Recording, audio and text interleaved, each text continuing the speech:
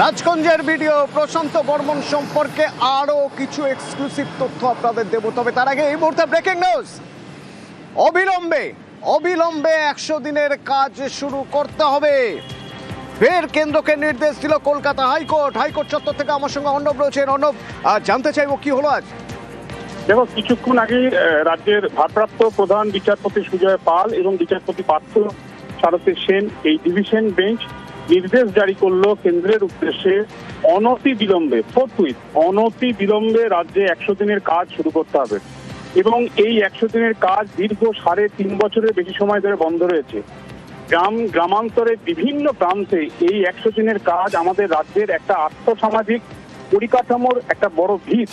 সেই 100 দিনের কাজ একদিন দুদিন নয়, প্রায় 3 বছরের বেশি সময় বন্ধ থাকার পর গত জুন মাসে তৎকালীন প্রধান বিচারপতির বেঞ্চ নির্দেশ দেয় 1 অগস্ট থেকে এ রাজ্যে 100 দিনের কাজ শুরু করতে। এবং সেক্ষেত্রে আদালতের স্পষ্ট নির্দেশ ছিল যে একটা জনকল্যাণমূলক প্রকল্প এবং মানুষের প্রকল্প, এই প্রকল্পে শ্রমের বিনিময়ে যারা টাকা পাচ্ছেন ন্যূনতম একটা মজুরি সেখানে দেওয়া হয়, সেটা দীর্ঘ দিনের জন্য মামলার জটে আটকে রাখা যায় না।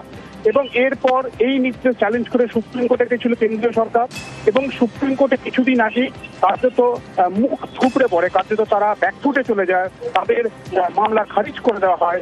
এবং সেই বিষয়টি এবার কলকাতা হাইকোর্টে যখন শুনানিতে আসেন, কিছুদিন আগে দৃষ্টি আকর্ষণ করা হয়েছিল। আজ ভারপ্রাপ্ত প্রধান বিচারপতি সব পক্ষের মতামত, এক্ষেত্রে 3 মূল অংশ এই মামলায়। কেন্দ্রীয় সরকার, রাজ্য সরকার এবং একই সঙ্গে যারা 100 দিনের শ্রম দিয়েছিলেন, কাজ করেছিলেন, পুরুলিয়া থেকে যে মামলা এসেছিল ক্ষেত মজুরদের সংগঠনের তরফে, যাদের কাজ নিয়ে কোনো ডিসপিউট নেই, যাদের কাজ সংশ্লিষ্ট জেলা শাসক কোনো রকম সেখানে কোনো বিতর্ক নেই, একেবারে আনডিসপিউটেড ওয়ার্ক এই 100 দিনের কাজ, সেই টাকা পর্যন্ত বন্ধ রয়েছে। তারা চেয়েছেন তাদের শ্রমের বিনিময়ে যে কাজটা করছেন সেটা দেওয়া হোক। এই অবস্থায় অনতি বিলম্বে সুপ্রিম কোর্টের নির্দেশ জানার পর ভারপ্রাপ্ত প্রধান বিচারপতি জানিয়ে দিল যত দ্রুত সম্ভব এ রাজ্যে 100 দিনের কাজ চালু করতে হবে কেন্দ্রীয় প্রকল্প অনুযায়ী।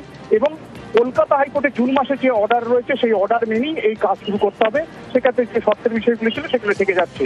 একই সঙ্গে রাজ্যের তরফে সিনিয়র অ্যাডভোকেট কল্যাণ বন্দ্যোপাধ্যায় জানান এখনই, অর্থাৎ যে কাজটা আনডিসপিউটেড, এই টাকা প্রায় 4,600 কোটি টাকা, নির্দিষ্টভাবে ফিগারটা ধরলে প্রায় 4,568 কোটি টাকা আশেপাশে হবে। এই টাকাটা নিয়ে কোনো ডিসপিউট নাই, এই টাকাটা কেন্দ্রের যে বিভিন্ন ভিজিলেন্স যে দল এসছে তারাও এটাকে ডিসপিউট করেনি, সেই টাকাটা ইমিডিয়েট দেওয়া হোক। এবং এই ক্ষেত্রে কেন্দ্রীয় সরকারকে হলফনামা দেওয়ার নির্দেশ দিল আজ কলকাতা হাইকোর্ট। 4 সপ্তাহের মধ্যে কেন্দ্রীয় সরকার এই বকেয়া শ্রমিকদের টাকা, রাজ্যের যে পাওনা টাকা, ইমিডিয়েট যেটা পাওয়ার টাকা, এই সমস্ত বিষয় নিয়ে হলফনামা দিতে হবে। এবং 6 সপ্তাহ পরে এই মামলা শুনানির জন্য আসছে। এবং 100 দিনের কাজ এখন শুধুমাত্র সময়ের অপেক্ষা, এই রাজ্যে শুরু হওয়া নেই। ধন্যবাদ অর্ণব।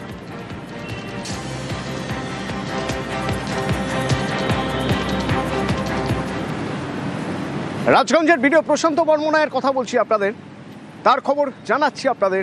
তার বিরুদ্ধে খুনের অভিযোগ রয়েছে এক ব্যবসায়ীকে, সোনার ব্যবসায়ীকে। স্পেশাল ইন্টেন্সিভ রিভিশনের কাজ চলছে, তিনি তো ভিডিও, তিনি সেই কাজে কোনোভাবে ইনভলভ নন। নির্বাচন কমিশন ডিএম এর কাছে রিপোর্ট চেয়ে পাঠিয়েছে। অভিযুক্ত প্রশান্ত বর্মন দপ্তরে নেই কেন? আরো জানবো, আমার সঙ্গে সোমরাজ রয়েছে। সোমরাজ, কি খবর রয়েছে আমাদের কাছে?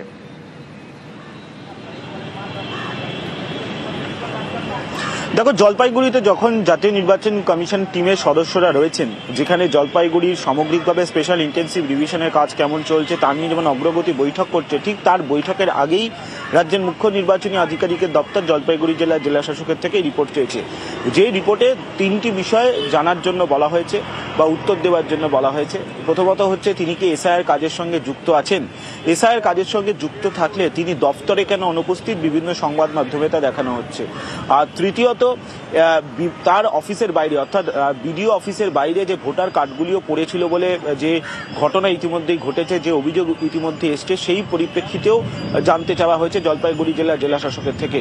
এবং তিনি যদি এসআইআর প্রক্রিয়ার সঙ্গে যুক্ত থাকেন তাহলে তিনি দফতরে কেন অনুপস্থিত রয়েছেন?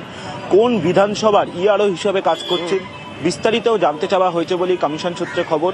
গতকাল মধ্যরাতেই জলপাইগুড়ি জেলা শাসকের কাছে জানতে চাওয়া হয়েছে বলেই সূত্র মারফত জানা যাচ্ছে এবং ইতিমধ্যেই রাজ্যের মুখ্য নির্বাচনী আধিকারিক মনোজ কুমার আগরওয়াল জলপাইগুড়ি জেলা শাসকের সঙ্গে গোটা বিষয়টি নিয়ে কথা বলেছেন এবং লিখিত রিপোর্ট দেওয়ার কথা বলা হয়েছে। আজ যখন জলপাইগুড়ি জেলায় স্পেশাল ইন্টেন্সিভ রিভিশন নিয়ে রিভিউ বৈঠক, তার আগেই এই রিপোর্ট চাওয়া হয়েছে বলেই কমিশন সূত্রে খবর। ধন্যবাদ। গত বুধবার থেকে প্রশান্ত বর্মন তার অফিসে যাননি। আজ তাকে দেখা গেল প্রশাসনিক বৈঠকে। নির্বাচন কমিশনের যে বৈঠক, সেই বৈঠকে তাকে দেখা গেল জলপাইগুড়িতে। আজ দুদিন উধাও থেকে প্রকাশ্যে। কোন বৈঠক? দুদিন ধরে তার খোঁজই মিলছিল না, তার দেখাই পাওয়া যাচ্ছিল না। আজ তিনি বৈঠকে। আমার সঙ্গে শান্তনু রয়েছেন। শান্তনু, আজ বৈঠকে দেখা গেল তাহলে প্রশান্ত বর্মনকে। দেখো, হ্যাঁ, বলা যেতে পারে দুদিন নিরুদ্দেশ থাকার পর আজ সরাসরি প্রশাসনিক বৈঠকে উপস্থিত হলেন বিডিও রাজগঞ্জ, যাকে গত দুদিন ধরেই কোনোভাবেই তার অফিসে দেখা যাচ্ছিল না। তার ফলে বিভিন্নভাবে সাধারণ মানুষও হয়রানির শিকার হচ্ছিলেন। বিভিন্ন জরুরি কাজে এসে তারা ফিরে যাচ্ছিলেন বিএলও থেকে বিএলএ, যাদের এই সময়টা খুব প্রয়োজন বিডিওকে, তারাও ফিরে যাচ্ছিলেন। এই একটা অবস্থার মধ্যে গত দুদিন তার বিরুদ্ধে যে অভিযোগ উঠেছে সেটা থেকে আড়াল করতেই কার্যত বিডিও আত্মগোপন করেছিলেন, এক কথায় বলা যেতেই পারে। কিন্তু আজকে যেহেতু নির্বাচন পর্যায়ের এসআইআর নিয়ে একটা বিশেষ বৈঠক রয়েছে জলপাইগুড়ি জেলা পরিষদ হলে, সেখানে নির্বাচন দপ্তরের পদস্থ আধিকারিক থেকে শুরু করে জেলা প্রশাসনের সমস্ত আধিকারিকরা উপস্থিত হয়েছেন। সেই বৈঠকেই কিন্তু আমরা যেটা লক্ষ্য করলাম, 10:30 নাগাদ এসে পৌঁছলেন রাজগঞ্জের সেই বিতর্কিত ভিডিও প্রশান্ত বর্মন, এবং তিনি সঙ্গে একা একা গিয়ে কথা বলেন এবং তার সঙ্গে কথা বলেন। এবং এই কিছুক্ষণ আগেই কিন্তু বৈঠক শুরু হয়েছে। নির্বাচন দপ্তরের মুখ্য আধিকারিক কিন্তু এসে পৌঁছেছেন এবং সেই বৈঠক প্রায় ঘন্টাখানেক ধরে চলবে বলেই আমরা জানতে পারছি। সেই বৈঠকে কিন্তু প্রশান্ত বর্মন উপস্থিত রয়েছেন, বিডিও প্রশান্ত বর্মন। তার সঙ্গে আমরা যোগাযোগ করার চেষ্টা করেছিলাম। তিনি কার্যত আজকেও এড়িয়ে যাওয়ার চেষ্টা করেছেন, বলেছেন এখানে কিছু বলার নেই, যা বলা পরে বলবেন। অর্থাৎ তিনি পরে তার বিরুদ্ধে যে সকল অভিযোগ উঠেছে সেই নিয়ে কথা বলতে পারেন, এরকম একটা ইঙ্গিত দিয়েছেন। তবে এর ভেতরে এই নিয়ে কোনো মন্তব্য করতে চাননি, কারণ বিষয়টি যেহেতু নির্বাচন সংক্রান্ত এবং নির্বাচন দপ্তরের পদস্থ আধিকারিকরা এখানে বৈঠকে উপস্থিত আছেন, সে কারণে বিষয়টিকে তিনি এড়িয়ে যাওয়ার চেষ্টা করেছেন কার্যত। তবে বৈঠক শুরু হয়েছে, সেই বৈঠকে উপস্থিত রয়েছেন রাজগঞ্জের বিডিও প্রশান্ত বর্মন। সেই বৈঠক চলছে। বৈঠক থেকে বেরোনোর পর তিনি কি বলেন বা বলতে চান কিনা সেদিকে কিন্তু নজর থাকবে আমাদের। ধন্যবাদ।